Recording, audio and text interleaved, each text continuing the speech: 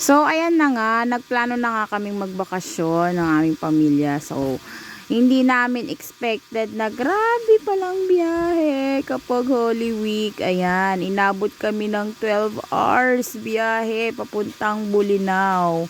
Pero, sulit naman mga guys. And then, ayan na nga, nakarating na nga kami. Buti na lang, nagpa-reserve na kami kay Kuya Benji ng aming kubo. So may malapit sa beach, at kung hindi ay nako, wala na kaming maaabutang kubo dahil talagang punong-puno na. Ayan, pero hindi naman siya crowded guys, kasi kung pupunta kayo doon, papunta pa lang ng Patar Beach, hinaharang na nila yung mga walang booking, kaya naiwasan talaga yung ano. Nga pala guys, nagbayad pala kami ng environmental fee, 40 pesos per head. Ayan, tsaka kada kanto papunta dyan sa beach, hinaharang nila. Tinatanong kung saan kami papunta. Tapos hinahanap nila yung ticket na binayaran namin. Kaya talagang sinisecure talaga nila yung mga walang booking na pupunta dun sa beach, para hindi talaga crowded. So ayan na. So ayan na nga, dahil alas 2 na nga, pupunta na kami sa aming Transcend dahil magcha-charge na ako dahil low VAT na. So ayan po, kay Kuya Benji Kubo and Cottages kami nagbook ng Transcend guys. Ayan yung page nila.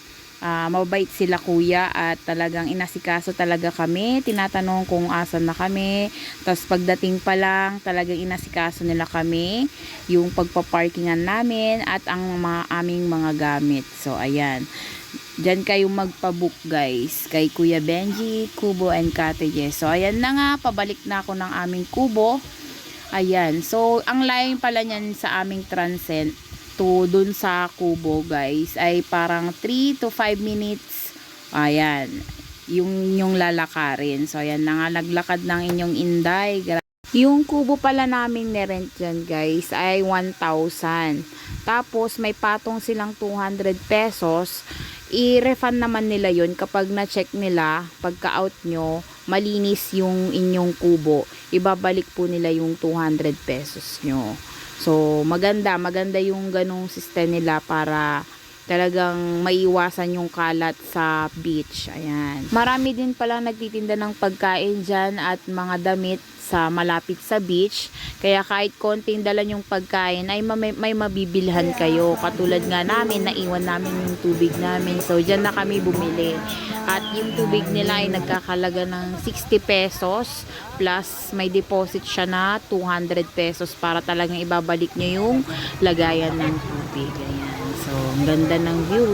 Sobrang init lang kasi talagang nalanta kami sa aming biyahe. Ikaw ba namang magbiyahe ng ganun kahaba-haba? So, ayan na. I-enjoy mo pa rin yung pagpunta dyan. Ayan, sulit naman guys. Ayan na, dahil mag-aalas 6 na nga, so kailangan na namin umalis dyan at pumunta na sa aming Transcend dahil bawal po ang magstay dyan ng ganong oras. So ayan, nagpunta na kami sa aming Transcend at time to magluto na ang hapunan. So ayan na nga, magluluto na kami at kakain ng hapunan sa aming Transcend. Ayan. Ang bayad nga namin guys dyan sa aming Transcend ay 7,000, good for 12 packs. Ayan. So mas maganda guys kung maaga kayong mag-book sa kanila.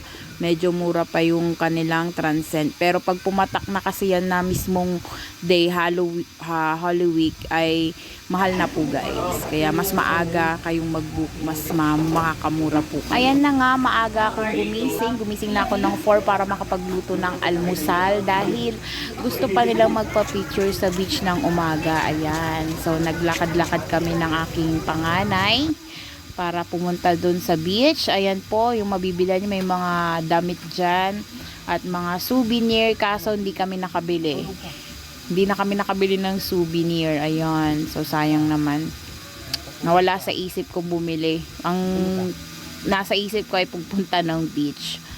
So ayan, saglit lang kami dyan, nagpa-picture lang kami, tapos bumalik na ulit kami sa aming Transcend dahil doon naman maliligo yung aking mga anak dahil may pool naman po kasama dun sa Transcend yun. Wala pong bayad yun.